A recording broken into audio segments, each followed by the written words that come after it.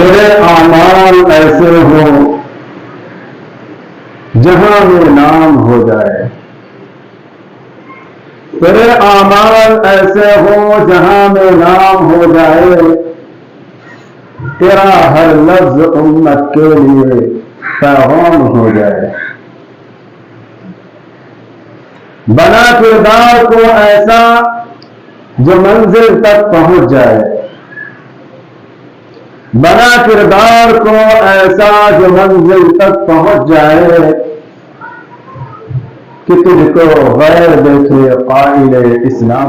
رب العزت کا شکر ادا کریں کہ اس نے ہمیں اور آپ کو اس کائنات میں انسان بنا کر پیدا کیا، لیکن کیسے؟ اللہ فرماتا ہے یا ایھا الناس، اے لوگوں۔ قرآن مقدس کے اندر جہاں جہاں یا ایھا الناس آیا ہے، وہاں اللہ رب العزت پوری انسانیت سے مخاطب ہے۔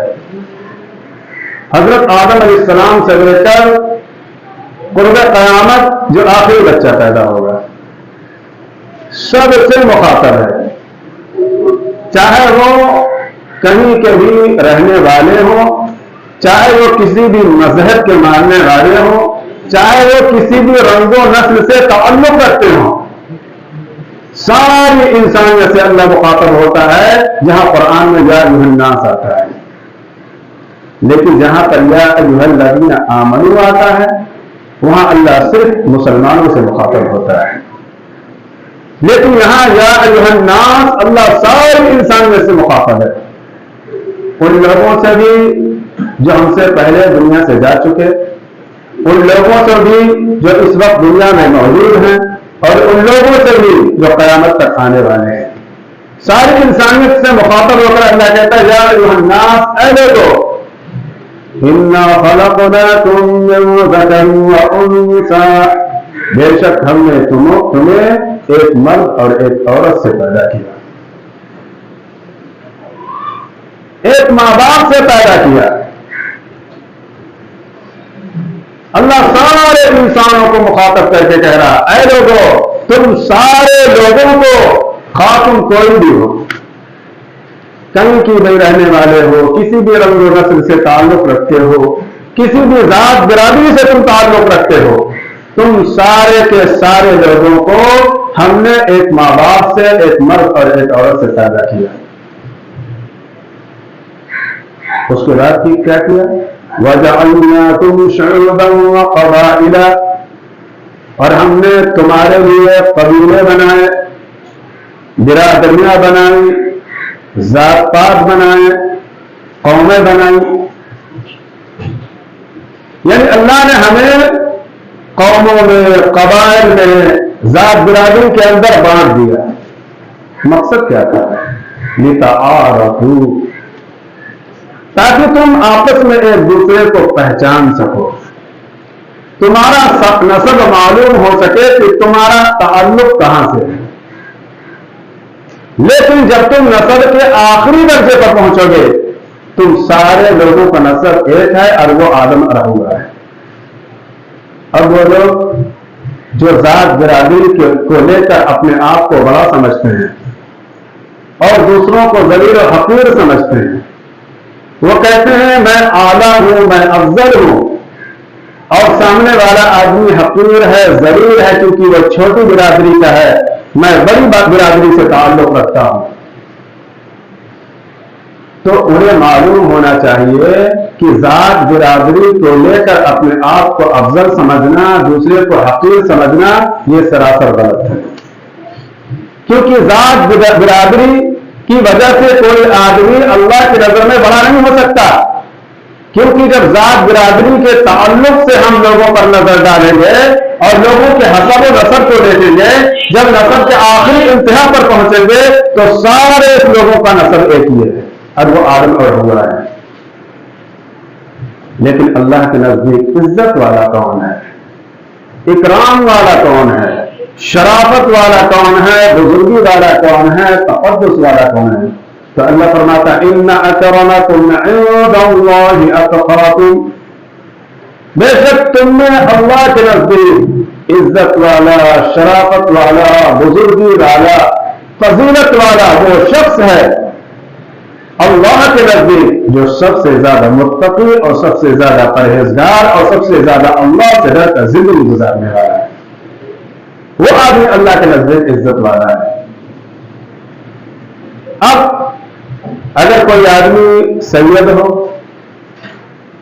لیکن اس کی زندگی تقوی والی، پرہیزگاری والی زندگی نہ ہو، بلکہ اس کی زندگی شیطانوں والی ہو، وہ نمازیں نہیں پڑھتا ہو، وہ رمضان المبارک کے مہینے میں روزے نہ رکھتا ہو، وہ جھوٹ بولتا ہو، غیبت کرتا ہو، وہ شراب پیتا ہو، وہ جوا کھیلتا ہو، وہ زناکاری کے اڈے پر جاتا ہو، تو یہ ساری خرابیاں اس کے اندر موجود ہو اور آدمی اپنے آپ کو شیخ بتائے، سید بتائے، پٹھان بتائے، تو ان کے یہ بتانے سے وہ عزت والے بھی ہوں گے. کیونکہ عزت والا ہونے کے لیے اللہ نے بتا دیا کہ اس کی زندگی میں تقویٰ ہونا چاہیے، اس کی زندگی میں پرہیزگاری ہونا چاہیے. ایک آدمی دنیا میں جس کو چھوٹی کاسٹ کا لوگ سمجھتے ہیں، لیکن وہ متقی ہے، وہ پرہیزگار ہے، وہ اللہ کے حکموں پر چل کر زندگی گزارنے والا ہے، تو یہ آدمی اللہ کے نزدیک عزت والا ہے. لیکن ایک آدمی جو اپنے آپ کو اعلیٰ نسب والا بتا رہا ہے لیکن اس کی زندگی شیطان والی ہے، تو وہ اللہ کے نزدیک عزت والا نہیں ہے. اللہ کے رسول صلی اللہ علیہ وسلم صحابہ کرام کے ساتھ تشریف فرما ہے. اچانک ایک شخص سامنے سے گزرتا ہے. اللہ کے رسول نے صحابہ سے پوچھا، اے میرے صحابہ، تم لوگ ہمیں بتاؤ یہ سامنے والا آدمی جو جا رہا ہے وہ تمہارے نزدیک کیسا ہے؟ صحابہ کرام نے عرض کیا، اللہ کے رسول ایک غریب فقیر آدمی ہے، اگر کسی کے گھر میں اپنے نکاح کے لیے پیغام بھیجے تو قبول نہ کیا جائے، اور اگر وہ لوگوں سے بات کرنے کے لیے متوجہ ہو تو کوئی اس کی جانب توجہ نہ دے. یہ فقیر غریب آدمی ہے. اللہ کے رسول صلی اللہ علیہ وسلم نے سن کر خاموش ہو گئے. تھوڑی دیر کے بعد ایک اور شخص گزرا. اللہ کے رسول نے فرمایا کہ اس شخص کے بارے میں تمہاری کیا رائے ہے؟ تو صحابہ کرام نے فرمایا، اللہ کے رسول امیر و کبیر آدمی ہے، اگر کسی کے یہاں یہ اپنے نکاح کا پیغام دے تو قبول کر لیا جائے، اگر وہ لوگوں سے بات کرے تو لوگ اس کی جانب متوجہ ہو جائیں. تو اللہ کے رسول صلی اللہ علیہ وسلم نے صحابہ کرام سے مخاطب ہو کر فرمایا کہ اس دوسرے والے سے اگر پوری دنیا بھر جائے تو پھر بھی وہ پہلا والا شخص جو تمہاری نظر میں فقیر تھا کہ کہیں رشتہ دے تو اس کا رشتہ قبول نہ کیا جائے، اگر کہیں بات کرے تو لوگ اس کی جانب متوجہ ہو جائیں، اس کا مقابلہ نہیں کر سکتے. تو معلوم یہ ہوا اللہ کے ہاں حسب و نسب نہیں چلتا، بلکہ اللہ کے یہاں عمل چلتا ہے، اللہ کے یہاں پرہیزگاری چلتی ہے. حضرت فاطمہ الزہرا رضی اللہ تعالیٰ عنہ کا انتقال ہو گیا. جب آپ کا جنازہ قبر میں ڈالا جا رہا تھا تو ایک صحابی جن کا نام حضرت ابو ذر رضی اللہ عنہ ہے، انہوں نے قبر کے اندر منہ ڈال کر کہا، اے قبر، تجھے معلوم ہونا چاہیے کہ آج ہم کس کو تیرے حوالے کر رہے ہیں. یہ پیغمبر کی بیٹی ہے، یہ حضرت علی کرم اللہ وجہہ کی بیوی ہے، یہ حضرات حسنین کریمین کی اماں جان ہیں، یہ خاتون جنت ہیں، ان کے ساتھ معاملہ اچھا رکھنا. روایت کے اندر آتا ہے کہ اس قبر کے اندر سے واپسی میں جواب آیا، وہ دیوانے وہ پروانے، یہ قبر ہے کوئی تخت شہنشاہی نہیں، یہ قبر ہے کوئی ایوان صدر نہیں، یہ قبر ہے دنیا کا کوئی مکان نہیں. یہاں یہ بتانے کی ضرورت نہیں کہ بیٹی کس کی ہے، یہ بتانے کی ضرورت نہیں کہ بیوی کس کی ہے، یہ بتانے کی ضرورت نہیں کہ ماں کس کی ہے، اور نہ ہی یہ بتانے کی ضرورت ہے کہ اس کا کفن کیسا ہے، نہ ہی یہ بتانے کی ضرورت ہے کہ یہ جنازہ جھونپڑے سے آیا ہے یا محل سے آیا ہے۔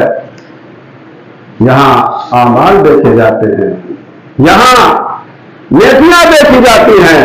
اگر اعمال اچھے ہیں تو ہمارا سلوک کے ساتھ اچھا ہوگا، اور اگر اعمال برے ہیں تو دبوچ دیے جائیں گے، ہلاک کر دیے جائیں گے۔ اگر اعمال برے ہیں تو نوح علیہ السلام کی بیوی ہی کیوں نہ ہو، اگر اعمال برے ہیں تو نوح علیہ السلام کا بیٹا ہی کیوں نہ ہو، اگر اعمال برے ہیں تو نوح علیہ السلام کی بیوی ہی کیوں نہ ہو، اگر اعمال برے ہو تو حضرت ابراہیم علیہ السلام کے ابا ہی کیوں نہ ہو، اور اگر اعمال برے ہو تو ہمارے نبی خاتم النبیین جناب محمد رسول اللہ صلی اللہ علیہ وسلم کے چچا ہی کیوں نہ ہو، سب کے سب ہلاک کر دیے جائیں گے۔ تو میرے عزیز دوستوں، اللہ کے رسول صلی اللہ علیہ وسلم مدینہ منورہ کے بازار میں تشریف لے جا رہے ہیں۔ آپ نے دیکھا وہاں ایک غلام بیچا جا رہا تھا، اور وہ غلام کہہ رہا تھا جو شخص مجھے خریدے اس سے میری ایک شرط ہے، وہ شرط یہ کہ وہ مجھے اللہ کے رسول صلی اللہ علیہ وسلم کے پیچھے پنجگانہ نمازیں ادا کرنے سے نہ روکے۔ فرمایا ایک آدمی نے اسے خرید لیا، کچھ دنوں کے بعد وہ غلام بیمار پڑ گیا، اللہ کے رسول صلی اللہ علیہ وسلم اس غلام کی عیادت کے لیے حاضر ہوئے۔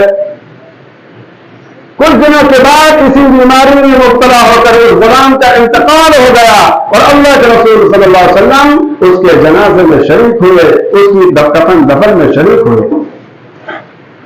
اسی وقت کچھ لوگوں نے اس غلام کے بارے میں کچھ بولنا شروع کیا، یہ تو غلام تھا وغیرہ ذالک۔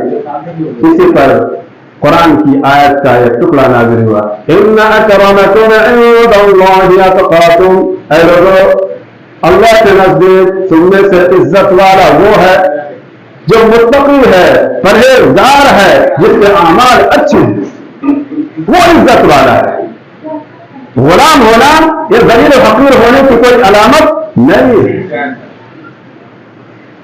تو میرے عزیز دوستو، کہنے کا مقصد یہ ہے کہ اللہ نے ساری انسانیت کو ایک ماں باپ سے پیدا کیا، پھر ان کو قوموں میں، ذات میں، برادریاں میں بانٹ دی۔